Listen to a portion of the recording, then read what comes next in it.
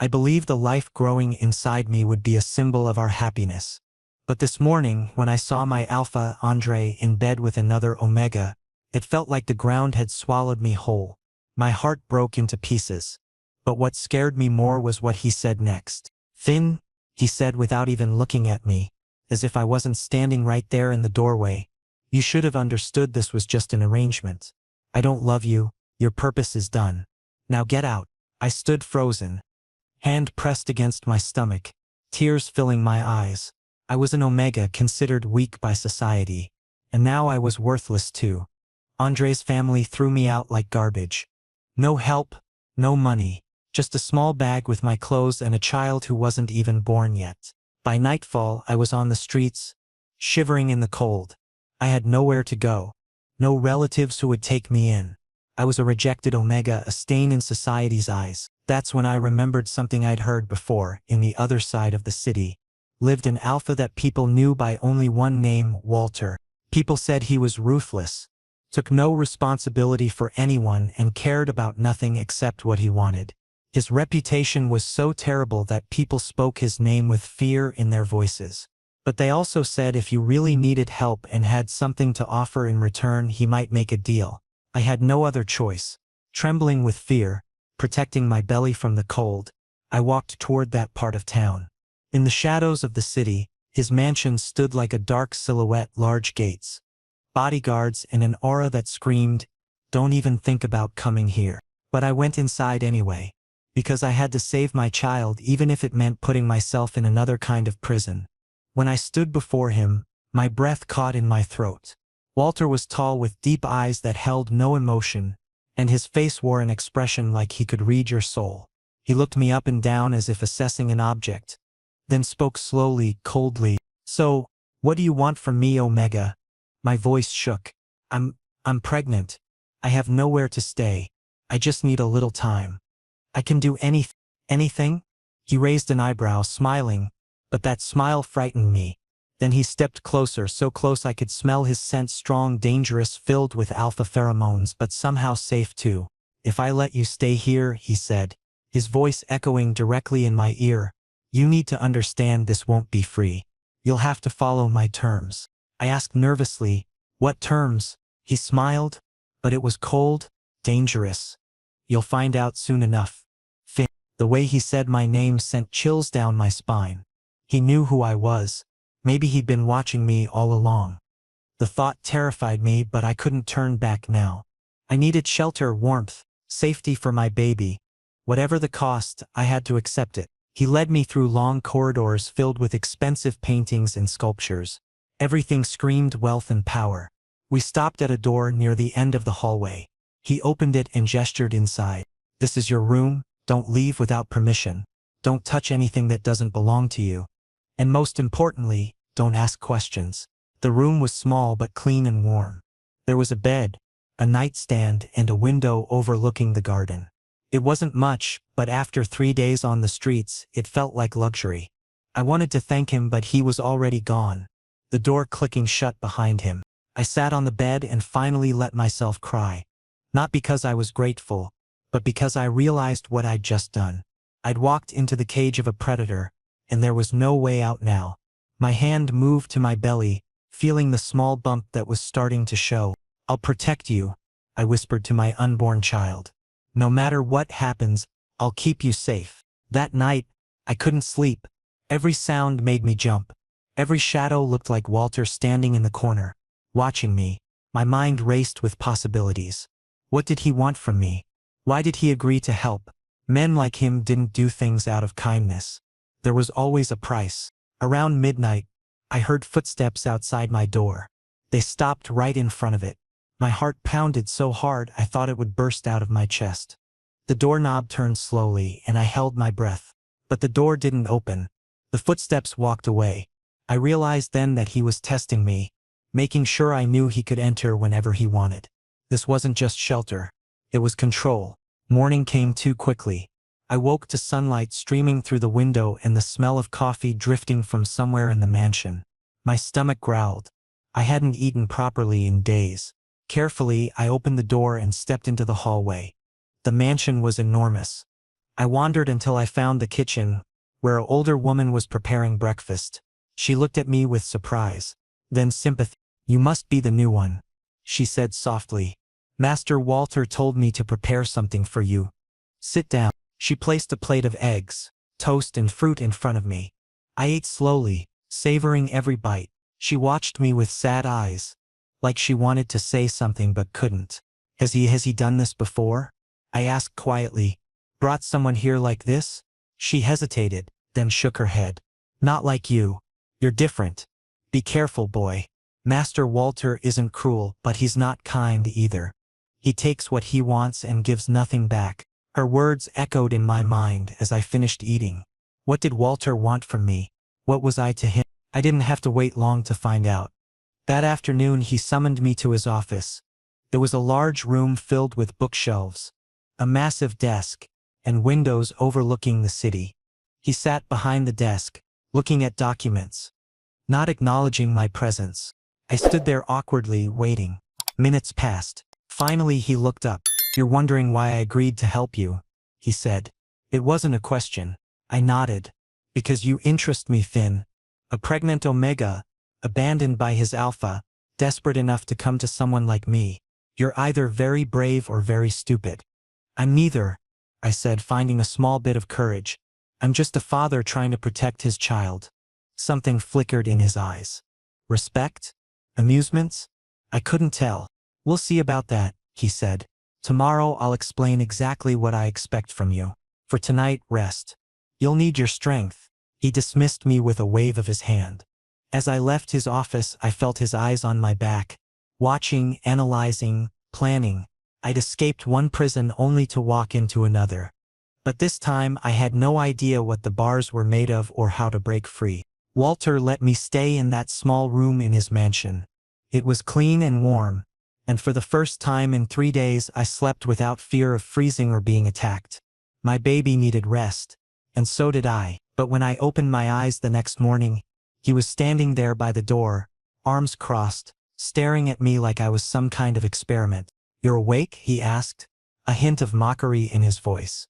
Yes, I sat up quickly, covering my stomach instinctively. Why are you here?" "Because this is my house, Finn." He used my name like he'd known me for years. "And since you're here now, there are rules you need to follow." He handed me a piece of paper.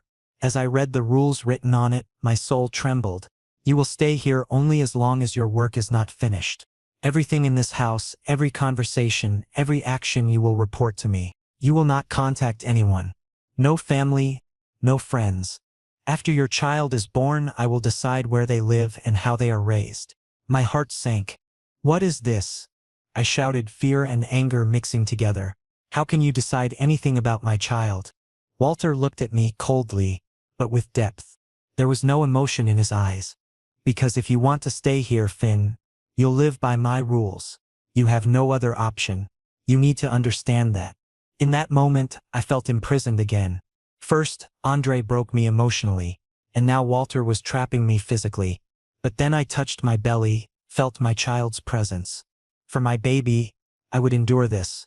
I was forced to. "Fine," I said, my voice filled with pain and defeat. "I accept." He said nothing, just smiled that cold smile and left, closing the door behind him. I was alone again, drowning in my own thoughts, wondering what mistake I'd made. The next day, Walter started involving me in his work. It wasn't just housework. He made me organize his business papers, record phone calls, and sometimes even brought me to important meetings. I understood this wasn't just help.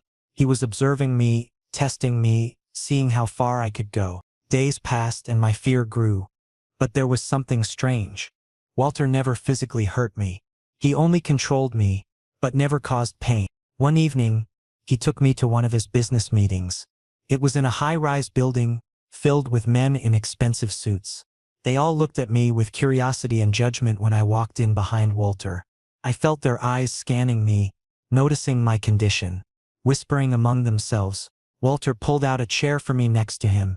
"Sit, watch, learn." The meeting was about real estate investments, contracts, and money I couldn't even imagine. But what struck me was how everyone feared Walter. When he spoke, the room went silent. When he made a decision, No one dared question it. He had power, absolute, terrifying power. After the meeting, as we drove back to the mansion, I finally gathered the courage to ask, "Why did you bring me there?" He glanced at me briefly. "Because I want you to see what kind of world you're in now. This isn't Andre's world of pretend love and fake promises. This is real, dangerous. And you're part of it now." "I didn't ask to be part of it," I said quietly. "But you came to me," he replied. "That was your choice." Back at the mansion, he led me to a different room. Not my small guest room, but a larger space with better furniture, a bigger bed, and a private bathroom. I looked at him confused. "You're moving here," he said. "The other room is too small for someone in your condition. You need comfort." "Why are you doing this?" I asked, suspicion rising. "What do you really want from me, Walter?" He stepped closer, close enough that I could feel the heat radiating from his body. His scent wrapped around me, dominant, overwhelming, yet strangely comforting. It confused me. How could I feel safe around someone who held all the power? "What I want," he said slowly, "is for you to stay healthy, for that child to be born safely, and for you to understand that I'm not your enemy." "Then what are you?" I challenged. He smiled, but this time it reached his eyes. "I'm the only person standing between you and the world that wants to destroy you." His words sent a shiver through me. Was he my protector or my captor? I couldn't tell anymore. That night, after he left, I explored the new room. There was a closet filled with clothes my size, suitable for pregnancy. There were books on the nightstand, pregnancy guides and novels. On the dresser, there were vitamins and supplements. Everything I needed was here, prepared in advance. He'd been planning this. Long before I showed up at his door, he'd been preparing for me. The realization hit me like a punch to the gut. This wasn't random kindness. This was calculated, deliberate. But why? I couldn't sleep that night either. My mind was filled with questions, doubts, fears. Around 2 in the morning, I heard a sound outside my window. I got up and looked out. Walter was in the garden below, pacing back and forth, talking on the phone. His voice was raised, angry. "I don't care what it takes. Find everything about Andre Harlow. Every debt, every secret, every mistake. I want him destroyed." My blood ran cold. He was going after Andre. But why? Was it for me? Or was there something else? The next morning, Walter called me to his study. He looked tired, like he hadn't slept. He gestured to a chair across from his desk. "Sit. We need to talk about your responsibilities here." "What responsibilities?" I asked, sitting down carefully. "You'll help me with paperwork, answer calls, organize files. You'll also attend certain events with me as my companion." Companion? The word felt heavy. What does that mean? It means people will think we're together. It means Andre will hear about it. It means you're under my protection publicly, not just privately. I stared at him. "You want to use me to hurt him?" "No," Walter said firmly. "I want to protect you from him. There's a difference." "Is there?" I stood up, anger rising. "You're controlling my life, deciding my future, using me for your games. How is that different from what Andre did?" Walter stood too, his alpha presence filling the room. "Andre abandoned you. I'm giving you a home. There's your difference." We stared at each other, the tension thick enough to cut. Finally, I sat back down, exhausted. "What happens after the baby is born?" I asked quietly.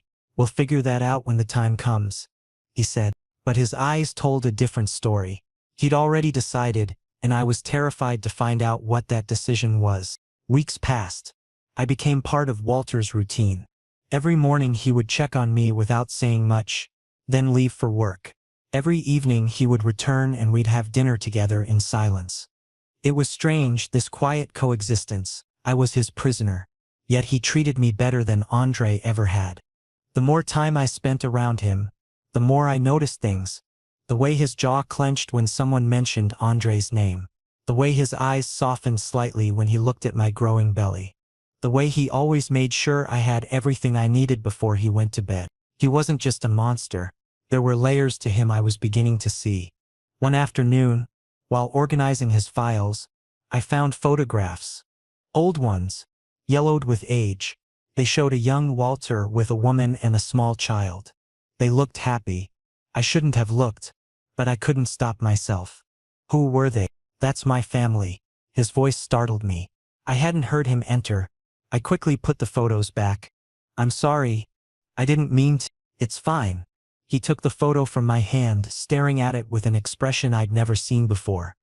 Sadness. My mate and son. They died 5 years ago. Car accident. My breath caught. I'm so sorry. Don't be, he said, putting the photo away. I learned something from their deaths. That protecting the people you care about isn't enough. You have to control everything around them too. That's the only way to keep them safe. His words explained so much. The rules, the control, the obsession with keeping me locked away. He wasn't trying to hurt me. He was trying to prevent losing someone else. Walter, I said softly, I'm not going to die. My baby isn't going to die. You don't have to control everything. He looked at me, and for the first time I saw vulnerability. Don't make promises you can't keep, Finn. That conversation changed something between us. He was still controlling, still demanding, but now I understood why. And understanding made it easier to accept even if I didn't agree with his methods. A few days later, I woke up in the middle of the night with sharp pain in my abdomen. It felt like my insides were being twisted. I gasped, clutching my stomach, fear flooding through me. Something was wrong. Something was very wrong with my baby. Walter, I screamed, panic taking over completely. He burst through the door so fast it slammed against the wall. Without asking questions, he scooped me up in his arms and rushed me to his car. The drive to the hospital was a blur. All I remember was his hand gripping mine tightly and his voice, unusually gentle, saying, "Hold on, just hold on." At the hospital, doctors examined me while Walter paced outside the room like a caged animal. I could hear him through the door, demanding answers, threatening staff, his alpha voice making everyone nervous. Finally, a doctor came out. "He's fine. The baby is fine. It was just stress and exhaustion. But he needs complete rest and someone to take care of him properly." Walter's relief was visible. His shoulders dropped, his jaw unclenched, and he actually smiled. A real, genuine smile. When I was released, he didn't take me back to my room. Instead, he took me to his own bedroom. The master bedroom with its enormous bed, soft carpet, and windows overlooking the entire city. "You're staying here from now on," he said, adjusting the pillows behind my back. "I need to keep an eye on you." "This is your room," I protested weakly.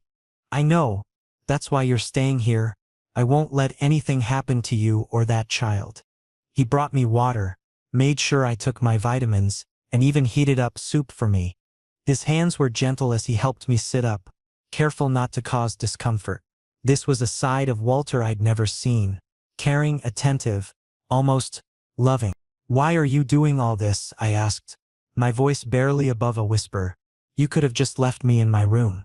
He sat on the edge of the bed, looking at me with those deep, unreadable eyes. "Because you're not just a deal anymore, Finn. You've become something more to me." My heart skipped a beat. "What do you mean?" "I mean, I care about you more than I should, more than I wanted to." He ran a hand through his hair, frustrated. "I told myself this was just about protecting you from Andre, about having control, but somewhere along the way it became real." I didn't know what to say. Part of me wanted to believe him, but another part remembered all the manipulation, the control, the rules. Could someone who truly cared treat another person like a possession? "I don't know if I can trust you," I admitted. "You've controlled every aspect of my life since I got here." "I know," he said quietly. "And I'm trying to do better. I'm trying to give you choices. Like right now, if you want to leave this room, you can. If you want your own space, I'll arrange it. I won't force you to stay with me." I looked at him, searching for lies, for manipulation. But all I saw was sincerity. Maybe it was the pregnancy hormones. Or maybe I was just desperate for genuine connection. But I believed him. "I'll stay," I said. "For now." Relief washed over his face. He reached out and gently touched my belly, his large hand spanning across it. "Thank you for trusting me. Even just a little." That night, as I lay in his bed and he slept on the couch across the room, I felt something shift inside me. It wasn't love. Not yet. But it was the beginning of something. An attachment, a bond forming despite everything that had happened between us. Over the following days, Walter kept his word. He gave me more freedom, asked my opinion on things, stopped monitoring my every move. He even offered to take me outside the mansion for fresh air, though I declined, not ready to face the world yet. We started having actual conversations during dinner. He told me about his business, his past, his regrets. I told him about my childhood, my dreams before Andre, my hopes for my baby. We were getting to know each other, really know each other, beyond the roles of captor and prisoner. One evening, as we sat in the garden watching the sunset, he said something that took my breath away. When your baby is born, I want to help raise them. Not because of our agreement, but because I want to be part of their life. And yours. I turned to look at him, seeing the hope in his eyes. You're asking to be my mate? I'm asking for a chance, he corrected. A chance to prove I can be what you need. What you both need. The old me would have refused immediately. But this new me, the one who'd seen his vulnerable side, who'd felt his genuine care, hesitated. Maybe he deserved that chance. Maybe we both did. Let's take it slow, I finally said. Let's see where this goes. He smiled, that rare, genuine smile that made him look years younger. Slow is good. I can do slow. As the sun set behind the mountains, painting the sky in shades of orange and pink, I felt something I hadn't felt in months. Hope. Maybe my prison was becoming a home. Maybe my captor was becoming something more. Only time would tell. Several weeks had passed since that evening in the garden when Walter and I agreed to take things slow. My belly had grown significantly, and I could feel my baby moving more frequently now. Life in the mansion had settled into a comfortable rhythm. Almost peaceful. Almost. One afternoon, while Walter was out meeting with business partners, I decided to clean his study. He'd mentioned it was getting cluttered with paperwork, and I wanted to help. As I organized documents on his massive oak desk, my hand brushed against a folder tucked beneath a stack of contracts. The label caught my eye immediately. Andre Harlow. Business transaction records. My heart started pounding. Something inside me whispered not to open it, to put it back and forget I'd seen it. But curiosity, or maybe it was fate, made me pull it out and flip through the pages. What I found made my blood run cold. Bank transfers, signed agreements, email exchanges. Everything was documented in meticulous detail. Walter had paid Andre a substantial amount of money, enough to buy a house, with one condition.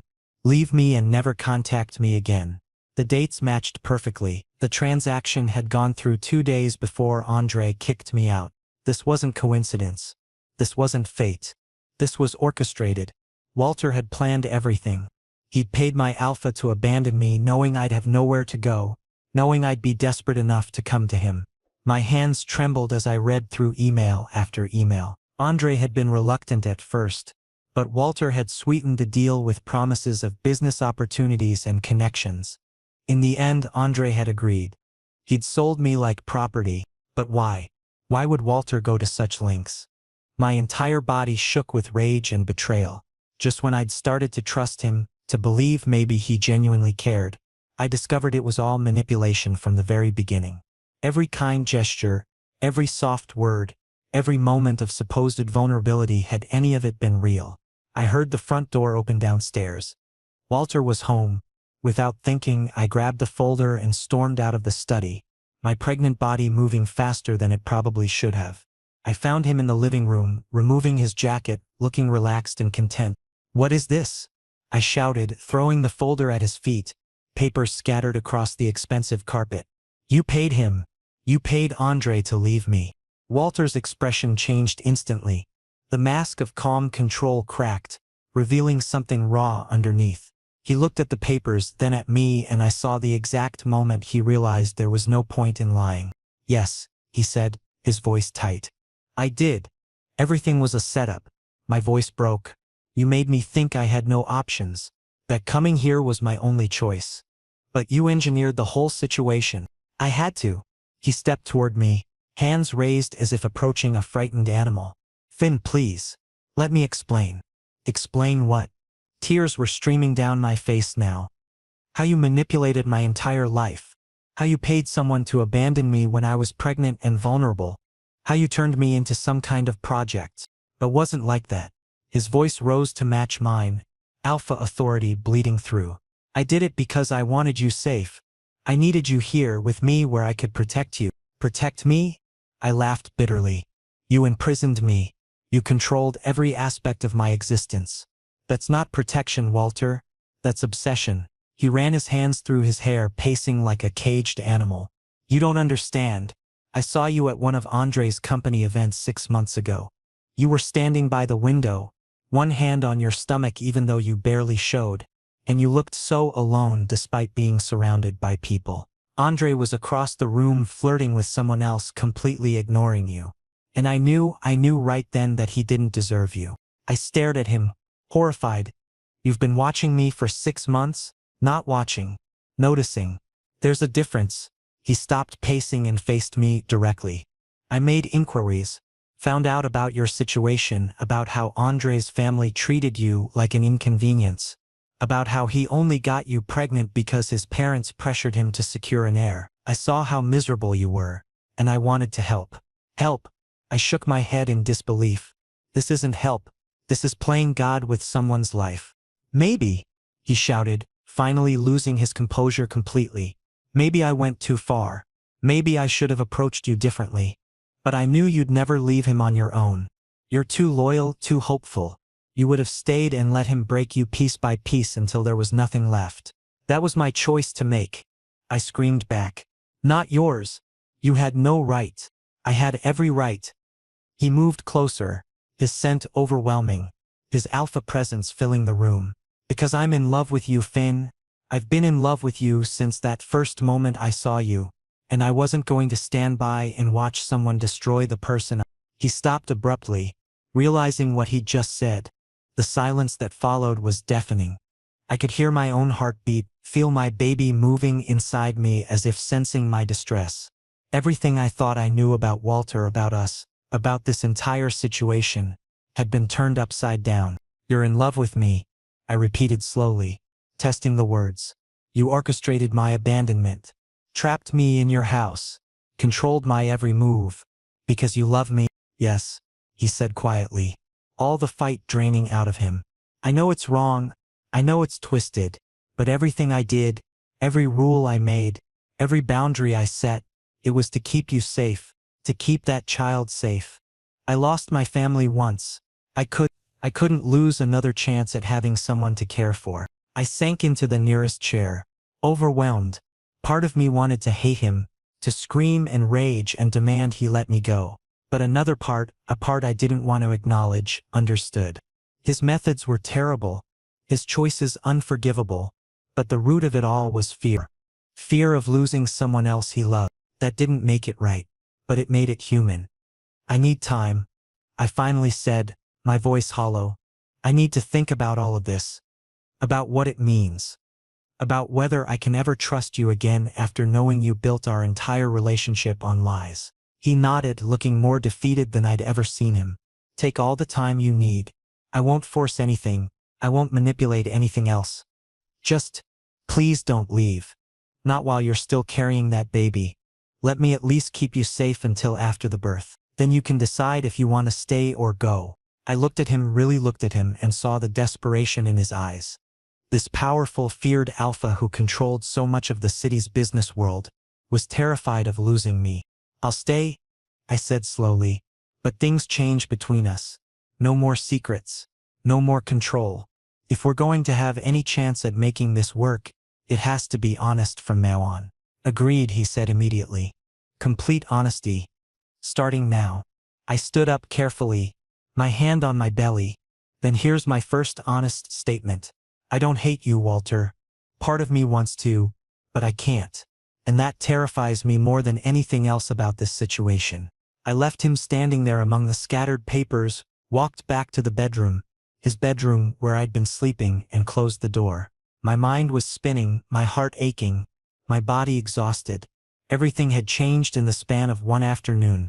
The question was, could we move forward from this?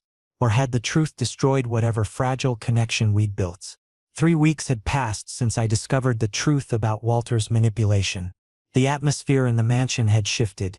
We were polite to each other, careful with our words, but the easy companionship we'd been building was gone. He kept his promise about honesty and gave me space, but I could see the pain in his eyes every time I pulled away from his touch. My due date was approaching rapidly.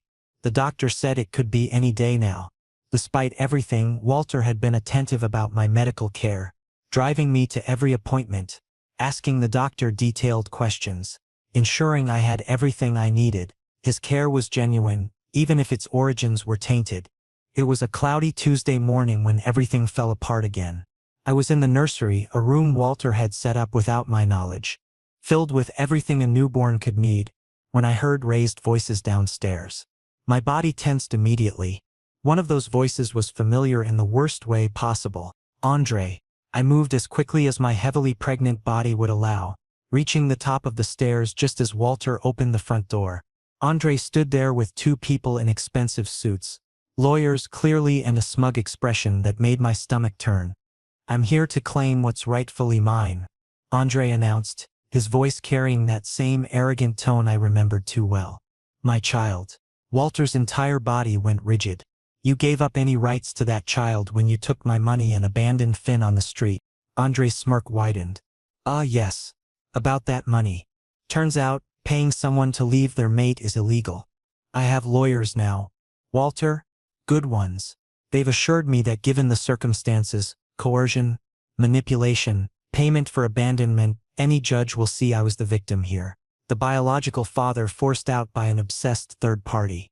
My heart dropped into my stomach. He was turning the situation around, making himself look like the victim. And the terrible thing was, he might actually succeed. "You're lying," Walter growled, his alpha voice making the lawyers step back nervously. "You wanted nothing to do with Finn or that baby. You said so yourself." "Prove it," Andre challenged. "In court. Because that's where we're headed.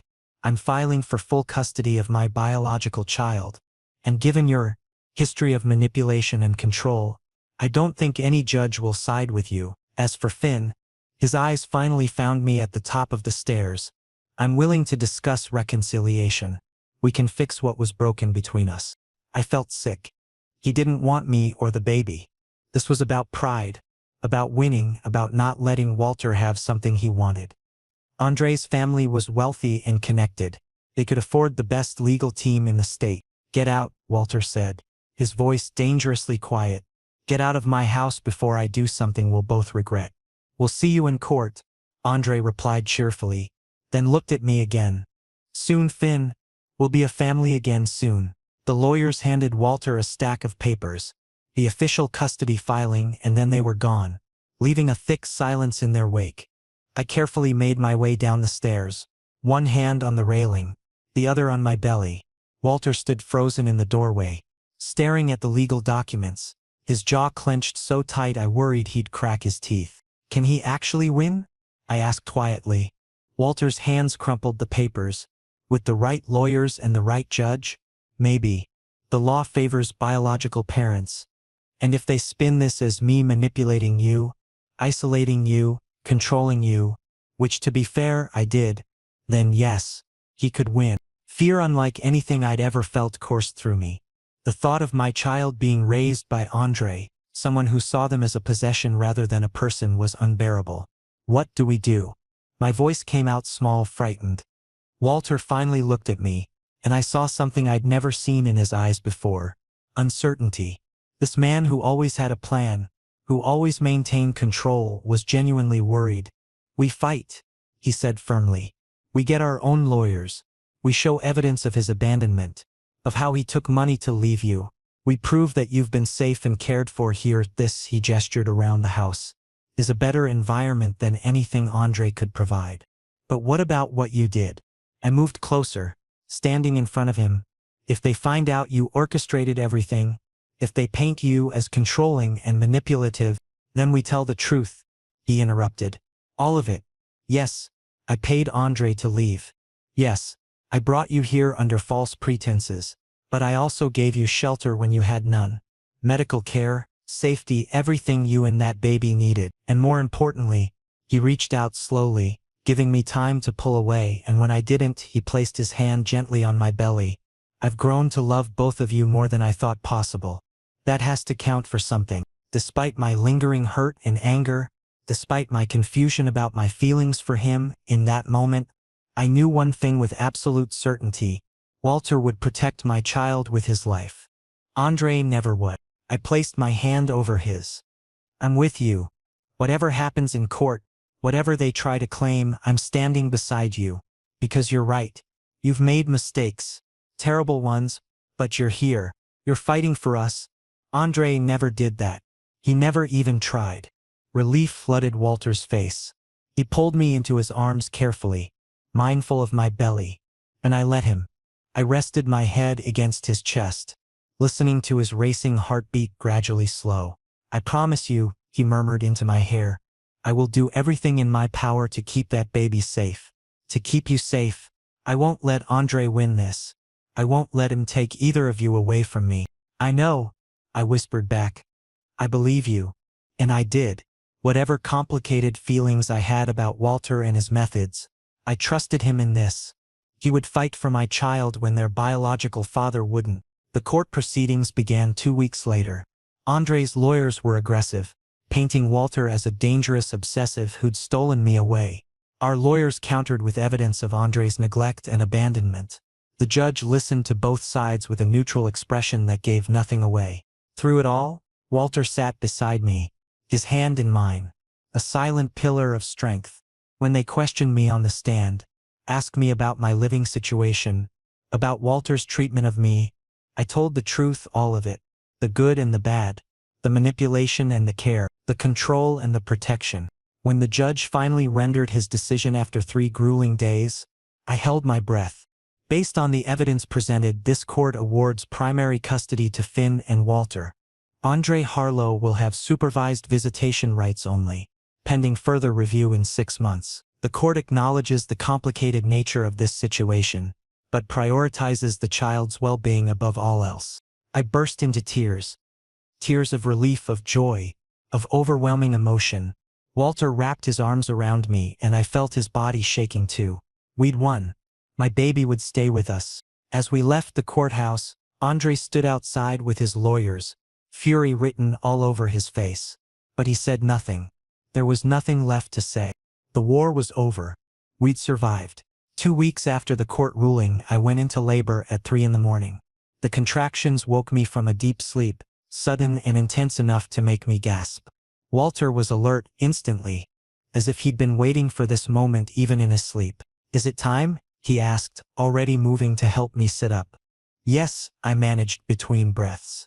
It's time. The drive to the hospital was a blur of pain and anticipation.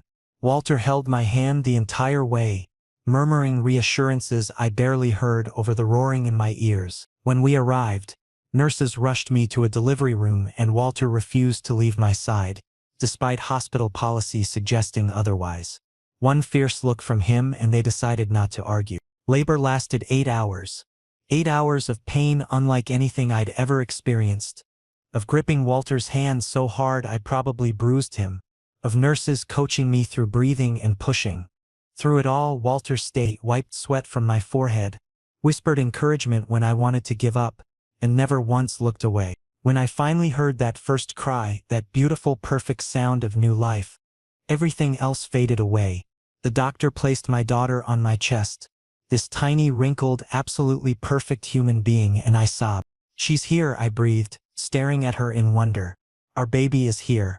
Walter leaned over us both, his eyes wet with tears. I'd never seen him shed before. He touched our daughter's tiny hand with one finger, and she instinctively gripped it. The look on his face, pure unfiltered love, took my breath away. She's perfect, he whispered. You did so well, Finn. She's absolutely perfect. The nurses took her for measurements and tests, promising to bring her back soon. As they cleaned me up and moved me to a recovery room, exhaustion finally hit, but it was a good exhaustion, the kind that comes after accomplishing something incredible.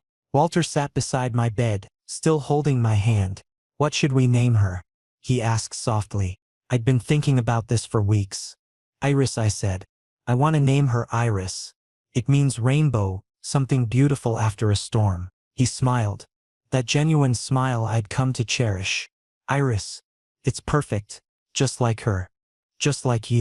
When they brought Iris back, Cleaned and swaddled in a soft pink blanket, Walter carefully took her in his arms.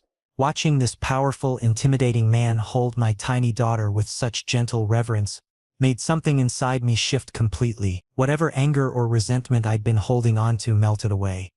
"Walter," I said, my voice hoarse from exhaustion and emotion. He looked up from Iris's face to mine. "Yes, I forgive you completely, for everything. The manipulation, the control, all of it, because in the end, you gave me this." I gestured to Iris, "And you gave me safety and I had nothing. Your methods were wrong, but your intentions, I understand them now." Tears spilled down his cheeks again. He carefully placed Iris in the bassinet beside my bed and then leaned over to kiss my forehead. "Thank you. You have no idea what those words mean to me." "I think I do," I said softly, "because somewhere along the way, despite everything, I fell in love with you too." His breath caught. "You love me?" "Yes. I'm not sure when it happened. Maybe it was gradual, or maybe it was all at once when you fought for us in court. But I love you, Walter. The real you, not the mask you wear for everyone else." He kissed me then, properly, deeply, pouring everything he couldn't say into that kiss. When we finally pulled apart, we were both smiling through tears. The next few days in the hospital were a blur of feeding schedules, diaper changes, and nurses checking on us constantly. Walter barely left except to go home and shower. He learned how to change diapers, how to burp Iris, how to soothe her when she cried. He was a natural father, patient and attentive in ways I never expected. When we finally brought Iris home to the mansion, it felt different. Not like a prison or even just a house, but like an actual home. Walter had transformed the nursery while I was recovering, adding personal touches, photos of us, a mobile with stars and moons he'd carefully hung himself, a rocking chair by the window where I could nurse Iris while watching the sunrise. "Welcome home, little one," he murmured as we entered the nursery for the first time as a family. That night, after Iris was finally asleep in her crib, Walter found me standing by the window, watching the city lights. He wrapped his arms around me from behind, careful of my still healing body. "I want to make this official," he said quietly. "I want to claim you as my mate. Properly. I want to marry you if you'll have me. Not because of obligation or because it helps our custody case, but because I genuinely want to spend my life with you." I turned in his arms to face him. "Are you proposing?" "I don't have a ring yet," he admitted with a slight smile. "This wasn't exactly planned. But yes, I'm proposing. Finn, will you marry me? Will you let me be your mate, your husband, Iris's father?